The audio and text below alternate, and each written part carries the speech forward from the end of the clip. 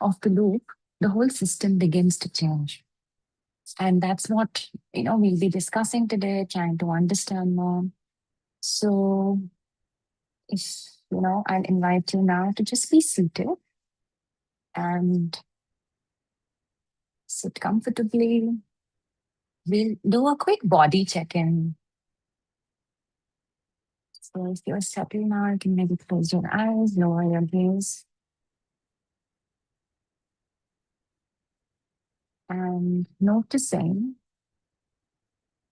where in your body you could be holding tension if you are. Where in your body are you holding tension? We're just trying to understand our body a bit more in the sense of how it communicates to us. And if it's trying to say anything, so checking if you're holding tension anywhere in the body. Is your jaw tight?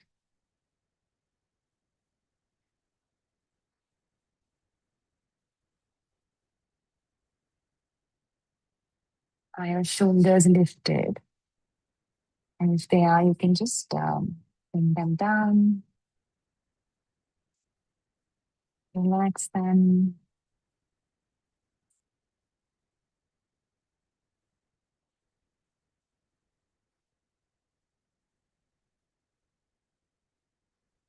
Is your stomach relaxed or tight or clenched?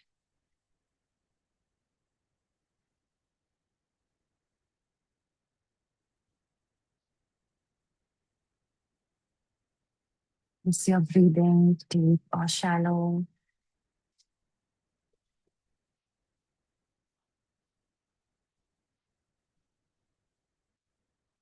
Is one foot maybe pressing harder into the floor than the other?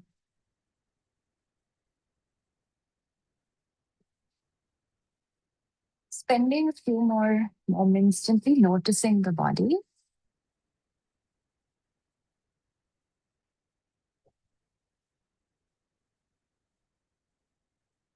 And then slowly stretching upwards. So stretching the whole body, raising the arms,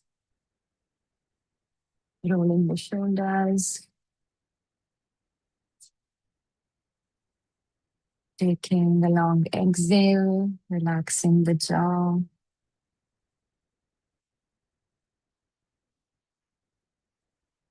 Smiling gently.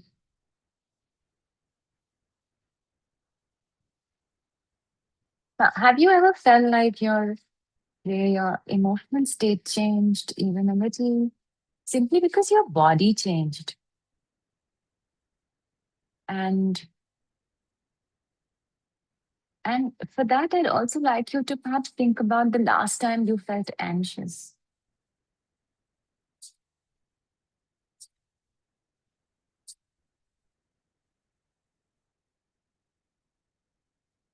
What happened first? Did you think something first? Like, was there a thought first, or was there first a feeling in your body?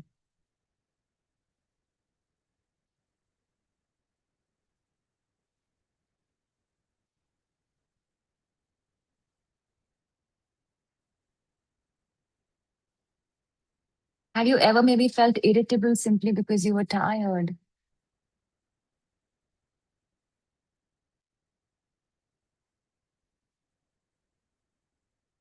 And have you noticed that if, say, you are stressed, your breathing changes, how you feel in your body changes, even before you consciously can think about, what it is that making you stressed? Have you ever felt calmer, say, after a walk, after some time out, even though nothing else changed? These are just some questions to think about because, we could underestimate at times the power of the body to calm the mind. We always think that we've got to work on the mind if you're not feeling good, but we're a holistic system, so one can really help with the other. And with that, if your eyes are closed, just opening your eyes and And just like thinking about, what if our thoughts, emotions, our body are constantly talking to each other, and therefore, if one is feeling weaker, we could use the other as support, and we could divide ourselves into compartments. We could think, these are my thoughts, my emotions, my body, my energy, as if they are separate. But we don't experience them separately. It's one integrated system. Um, and if anything in that integrated system goes off, then we feel off.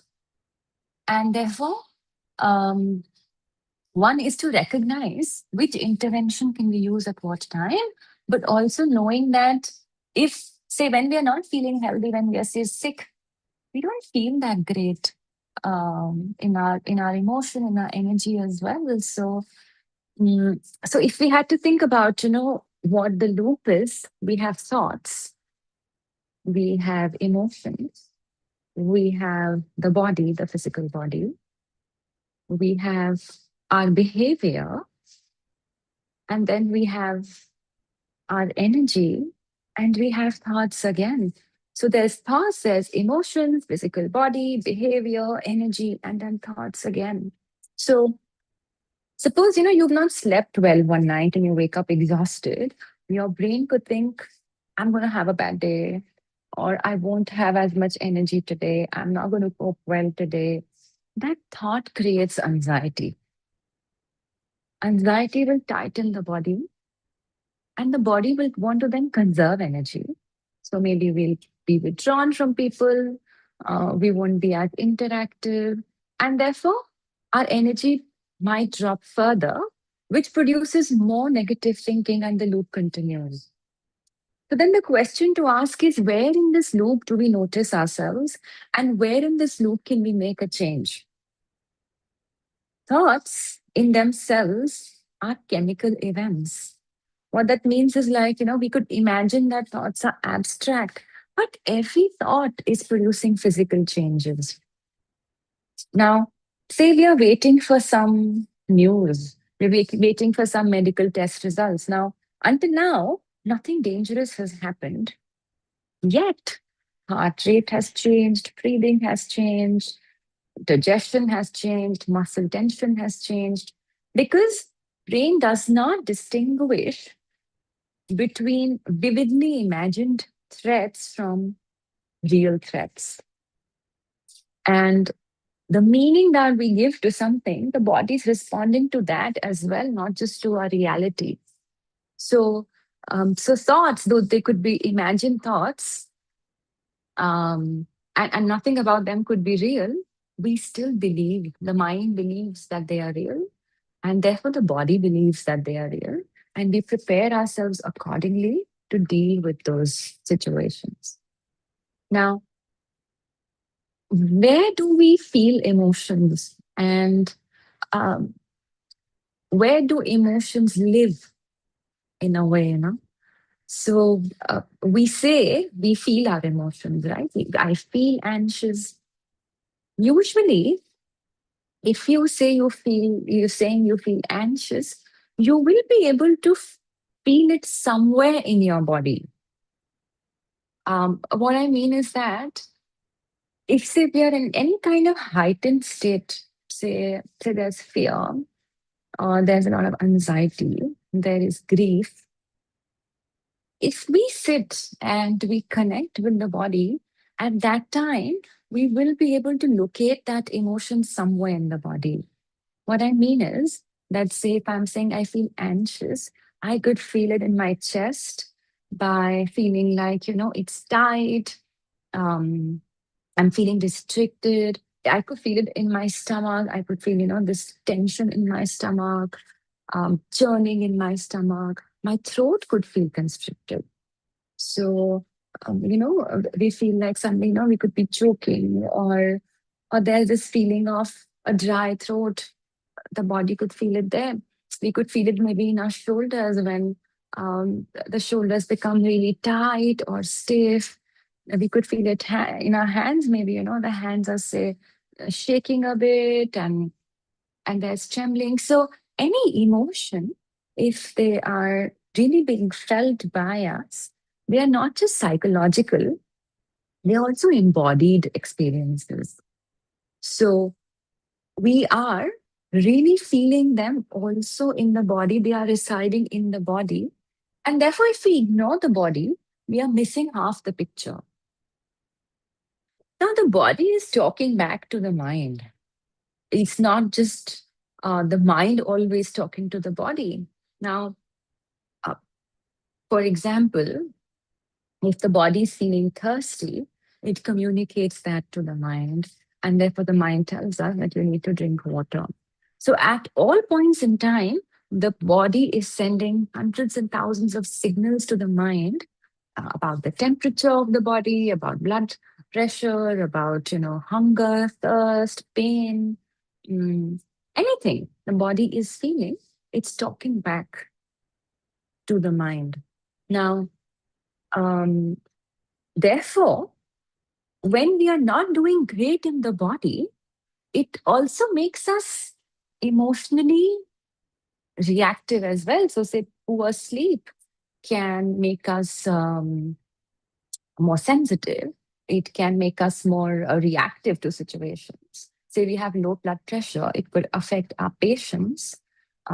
If we have chronic muscle tension, it can increase our feelings of stress. If we are breathing shallow, it can to the brain reinforce a sense of urgency. Now, conversely, if we move, we relax, we nourish the body, we rest well. These again, things are all sending signals back to the brain that we are feeling safe. And we would see that sometimes a feeling of, say, discomfort, irritation, annoyance can also be produced by the body. It might not only be a psychological reaction to something. So as I said, if say we are hungry, we have not eaten well, we're not slept well, it can make us more irritable, you know. And therefore, sometimes, like with kids, we see them, if the child is hungry, they could be cranky, they could be throwing a tantrum because it's real. The body needs something, it's not getting it, and the brain hasn't been able to detect what really is going on with the body, and so it reacts in different kinds of ways. So um, so, so while difficulties for the body can influence the mind and make the mind feel not so good, rest, eating well, sleeping well, mm, that's why they say exercise is so important, or can be so beneficial for our mood. Movement can be so beneficial for our mood because it it tells the brain that we are okay. It releases sometimes um, hormones that can make us feel better. It tells the brain that it can also relax. Now, what about energy? Energy is more than only motivation. People, we say, I don't have energy, but what does that mean? Energy is not only physical. Energy also is influenced by how we sleep, our nutrition, our movement, how much stress we have, our social connection, if we feel like we have a purpose, mental load, if we have unresolved things going on in our minds, unresolved emotions, if there is a lot of decision making to make, to do, all of this again is influencing our energy. So, energy is both. It's a psychological experience, it's also a physiological experience. And sometimes, the problem maybe is not laziness, maybe it's just overload and we don't have enough energy. Now, a mistake that sometimes, a psychological error, say, that we could be making is that instead of saying, I'm feeling overwhelmed today, or I'm feeling um, irritable today, we could say, I'm an anxious person or I'm an angry person. Instead of, maybe thinking like I'm mentally tired because of everything that I've had to do over this week, we could instead say, I am lazy or I am useless. So temporary states can make us form for ourselves permanent identities. And when I say temporary, it just doesn't mean say a day. It could it could maybe, we are grappling with something over say a month, a week. And and because we feel like that's how we are or that's how we become, we tend to hold that against us. Awareness, what it does is that it helps us separate between the two. So we can detect um, mindfully, we can detect wholesomely what is actually happening. Because a feeling should not become a personality, and a difficult day should not sound like, it's a character flaw. So when we are aware of what's going on in our body, in our mind, in our energy, then we can make the distinction. Am I being lazy or am I just tired? Now, the good news is that we don't have to fix everything together. Um, we could feel like, there's just so much to do. Where do I even start? Now, the best thing about a system like this is that we need only one entry point, right? And and and we can work with the entry point that we think that at this time could be more accessible to us. So we can begin with our thoughts. We could begin with breathing. We could begin with sleep or with movement or with positive, helpful conversations. We could begin with rest because everything influences everything else. So we don't have to go around, you know, repairing the whole web of it. Or, we don't have to say that, okay, from today, I'm going to work on myself and the change my entire being or my entire self. We just choose one thing. And as we begin to work on that one thing, when I say one thing, it doesn't mean that if we are sleeping well, we think that, okay, if I continue to sleep well. When we detect that, okay, these are the areas in which probably I can do better or I can make some intervention, we need to choose one of those and start from there. And with that, everything begins to shift.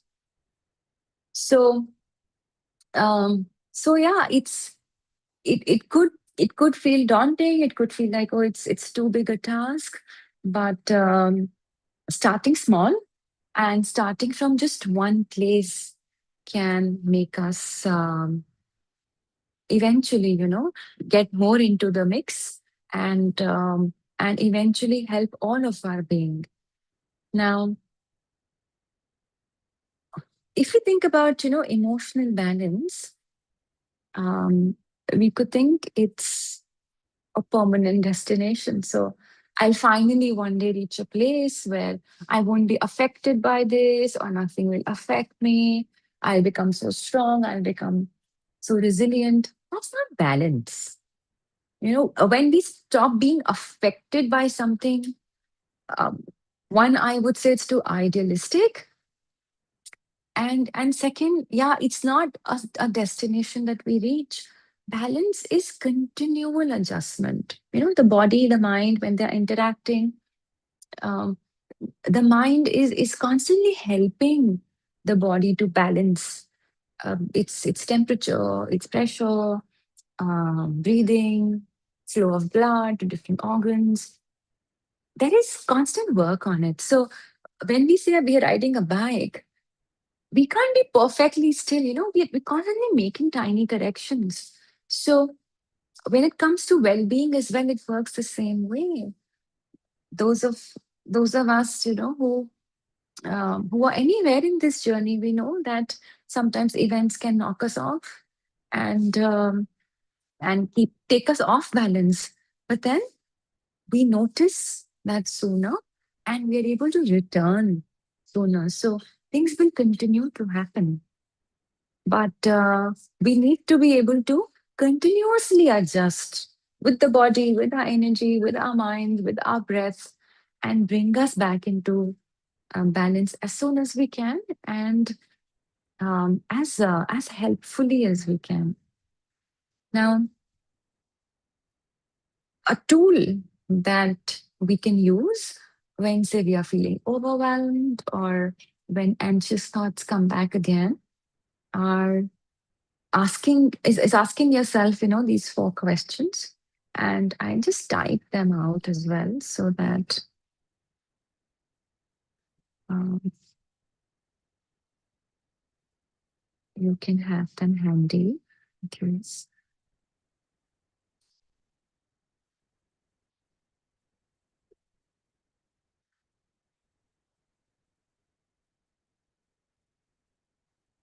So for the mind, you can ask, what am I telling myself right now?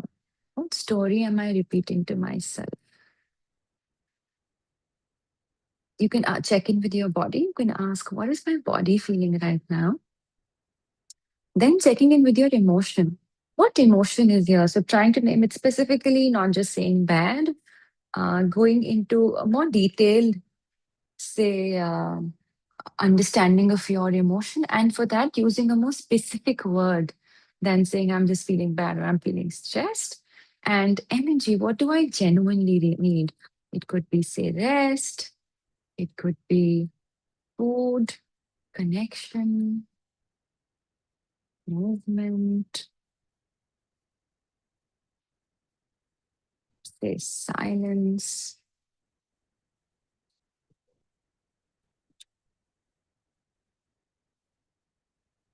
So, so that's how we get to know, like, can I use my body right now to feel better? Can I work with my thought to feel better? Can I do something for my body? What's my body feeling? If it's feeling tense, can I relax it and therefore feel better? So, so we can use any of these interventions to help ourselves um, when we are feeling overwhelmed or when we are feeling anxious. Now, we spoke of the loop. There is a mind body loop. So I'd like you to maybe think of um, a recent, say, stressful situation. If you can write it down, maybe just writing it down for yourself. What was the situation? So just bringing that to mind. And not something that was really overwhelming, but say a lighter situation which you can work with right now.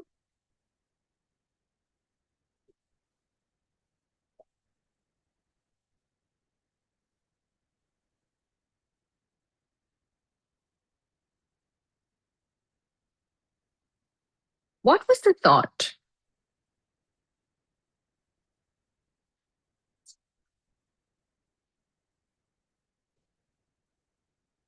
What was the thought?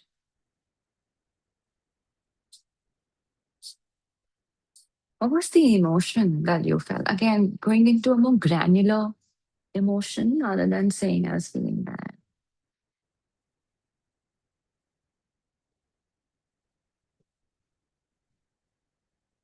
What's happening in your body as you think about it?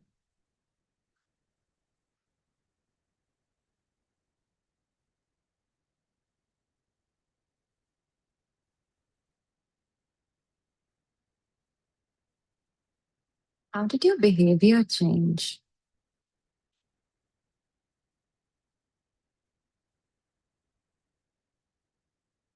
How did your energy change?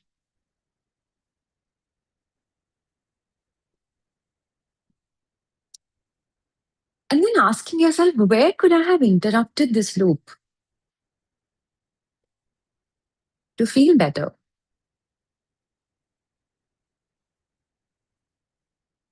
Where could I have interrupted this loop? And then asking, what is that one small intervention that I can try next time?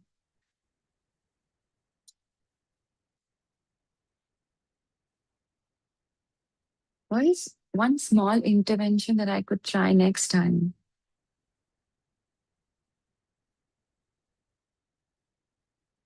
And keeping that handy, like keeping that as a tool in your toolkit. So next time when you do feel like that, you know that maybe if I try that, it would help me. Now, um, as I just, recap this for us today, that we are not separate systems, we are one living, interconnected whole.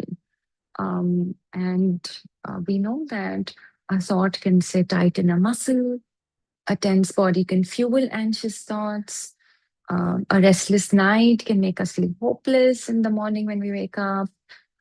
At the same time, say a 10-minute walk can make a difficult emotion feel more manageable. A good conversation can restore our energy. Slow breathing can interrupt, say repetitive thoughts. So real well-being is not just mastering one part of ourselves. In that, we learn the language of the whole system. And one of the great acts of self-awareness, I would say, is that, it's asking ourselves, what is my system trying to tell me right now? Where in this entire system can I pick something up to help myself? And um, and that can make us, mm, rely on other aspects of our being rather than just the mind. Okay, so with that, I'd like to end today's session. I think there's a comment. Abhilasha is saying, energy is motivational too. Sometimes easy tasks feel heavy if you're not motivated towards it. And difficult tasks are done even if we are exhausted, if we have motivation and a drive to do that. Yeah, exactly. If we have a purpose, if there's something we want to do, then we have so much more, we go at it with so much more force, so much more energy. And yeah, as you're saying, even if you're not, we can push ourselves even if you're not physically feeling that great compared to things we don't want to do. And energy drops just thinking about that. So yeah, energy is motivational too, and motivation is energy too, both ways. So if you have any questions, we could take them now. Else we'll be meeting tomorrow at the same time. Thanks for being here. Thanks for practicing together. Have a very good Sunday. And yeah, um, see you.